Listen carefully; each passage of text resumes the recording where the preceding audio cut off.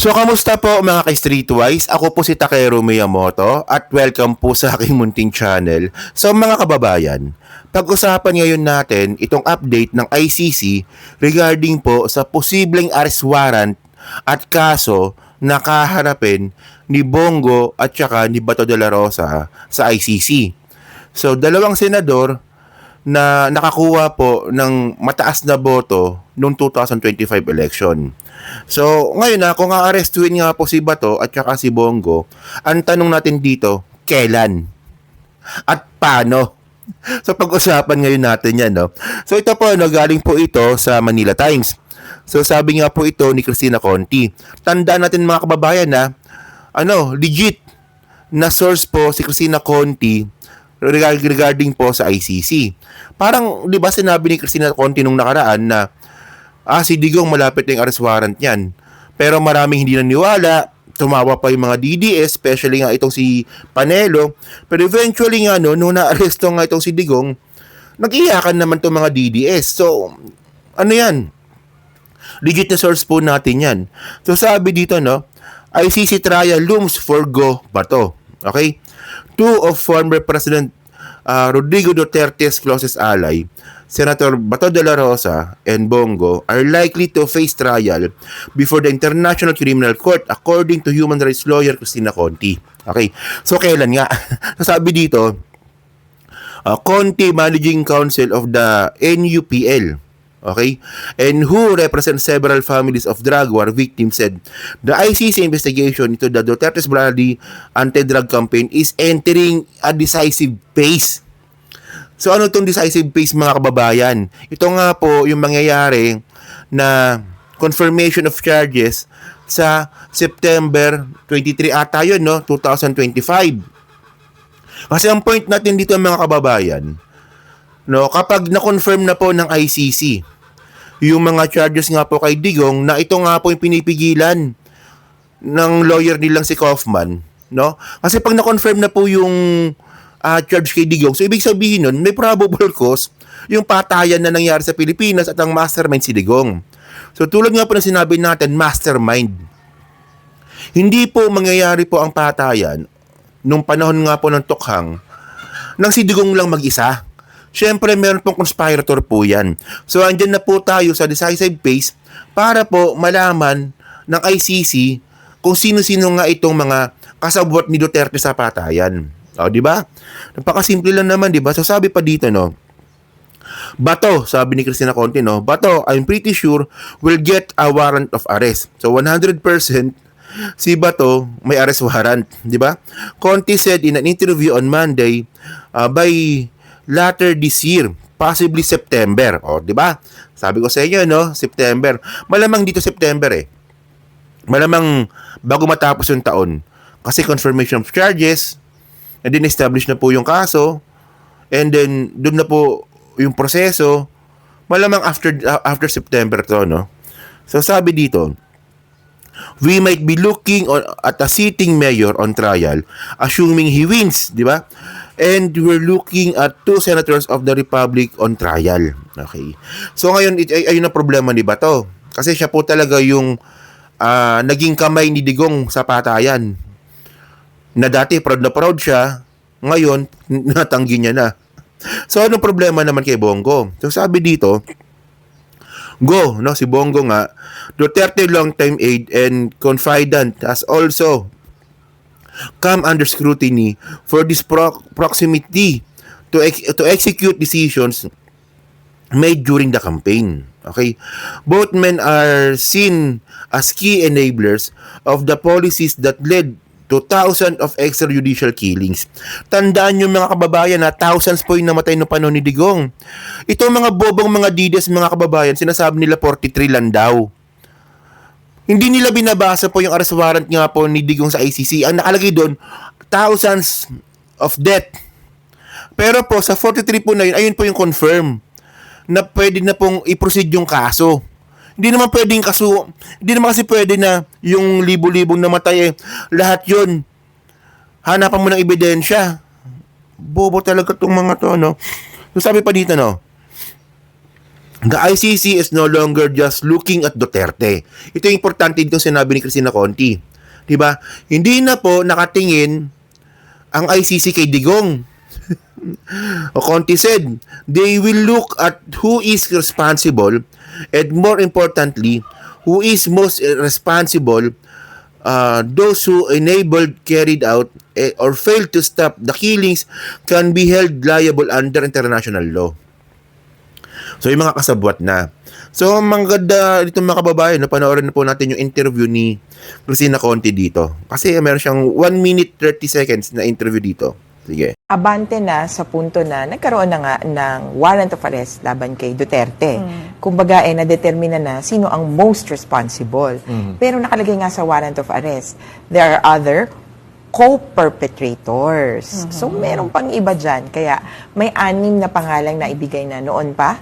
At si Bato de la Rosa, dahil simulat sa pool, nandoon na yung pangalan niya sa mga sinasubmit ng Office of the Prosecutor na iniimbestigahan. Kasi si Bato de la Rosa, ang klaro na naging bahagi, other side of the coin, di ba? Ng war on drugs. May 5 pangalan pa, 4 na pangalan ng mga pulis. Sabihin na natin, no? Si Eliazar Mata, si Edilberto Leonardo, si Romeo Karamat, at si may isa pa. Hindi, well, si Oscar, tama, si Oscar Albayade, kasi siya yung kasunod na chief ng police. Kaya itong mga police na ito ay klaro na merong role. Pero si Bongo, lumabas ang pangalan doon sa reward system. Kasi siya yung nagproseso ng papeles o ng pera dito sa reward system na dinisclose ni Royina Garma. Kailangan lang alamin kung anong klase yung partisipasyon niya. Kung siya ba ay naging utusan lang din o siya ba yung in charge. Abante ang kaso sa posibilidad na magkaroon ng iba pang kakasuhan o huhulihin ng ICC. Ayan na. So ngayon mga kababayan, no, pag ito, narinig to ng mga DDS, katawanan lang po nila.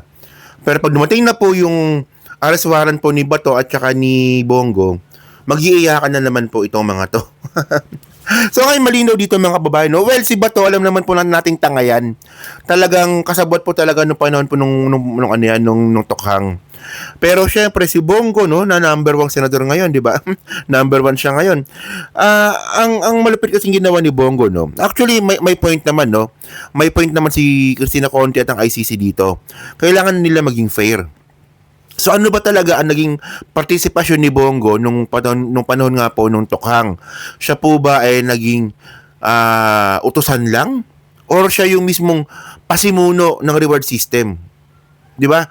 So ang gusto kong ipakita po sa inyo, no, ito po yung mga dating video ni Digong tsaka ni Bato, no, na meron silang reward system. Ito nangyari ito 2018 ata, kung doon nakakamali. So ito panoorin natin to Kasi ito magiging ebidensya po ito Di ba? Hindi pwede magsinungaling yung video. Di ba? Especially na ito, hindi naman to AI. Wala pang AI no? Nung 2018. Di ba? So, panoorin natin to. 3 milyong piso. Yan ang pabuyang ibibigay ng Administrasyong Duterte sa mga makakahuli o makakapatay sa high-profile drug lords. May patong din sa ulo ang alipores ng mga drug lord. Kahit mga alagad ng batas na sangkot sa droga, wala rin daw ligtas. Sabi ko ilagay kita dyan, pero sa isang kondisyon. Na kung may ahente ka, you have an agent there nakakalat into drugs and it comes to a fight, I want you to kill him personally. I want you to do the killing. Kasi sa iyo ko ibigay yung 3 million. I'm not saying that you kill them, but the order is dead or alive. Nabanggit rin po niya, nandiyan po rin po yung reward. Nandiyan po rin po yung reward na kanyang sinabi noon. 1 million po sa mga ninja cops. Patay. Pag buhay, kalahating milyon lang po. Pag lumaban, 2 million. So malino mga kababayan, no? Mga video po yan. Alam nyo nakakatawa dito, no?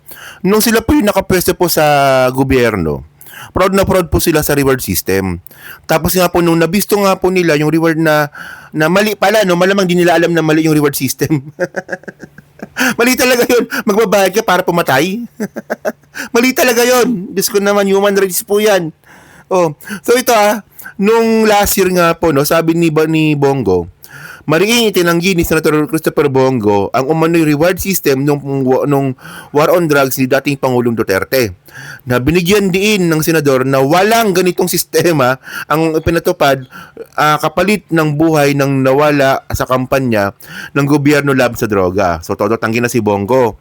Samantala nung sila po'y nakapwesto sa gobyerno, may reward system. Pagpatay ganito, pagbuhay ganito, pananlaban ganito. O di ba? So ngayon mga kababayan, no, ang point natin dito, no, napaka-importante po talaga ang mangyayaring trial sa September ni Digong po sa ICC. Kasi ang tawag nga po natin doon, confirmation of charges. Ito po yung pinipigilan ngayon ni Nicholas Kaufman, na abogado nga po ni Digong, kasi once po na nakumpirma po yung charges kay Digong sa September, tuloy-tuloy na po yung kaso. Tuloy-tuloy na po yan. Ibig sabihin nun, may probable cause na dapat pag-usapan sa ICC. So, syempre, tulad ng sinabi ko kanina, hindi po mangyayari ang patayan po ng tukhang kung wala pong conspirator at wala pong kasabwat. Tandaan natin hindi naman po si Digong yung kumitil ng baril para magpagano ng tao Diba? Inutos niya po yan. So, may mga kasabwat siya dito. At ang lumalabas nga po sa investigasyon nga po ngayon, so si Bato at si Bongo posibleng mataas na opisyal na posibleng maaresto. Di ba? So tandaan natin mga kababayan, no? Well, I have high hopes dito, no? Kasi alam naman po natin, no, na itong si Bongo, mataas po yung ambisyon niyan. Gusto po maging presidente ni Bongo. Di ba?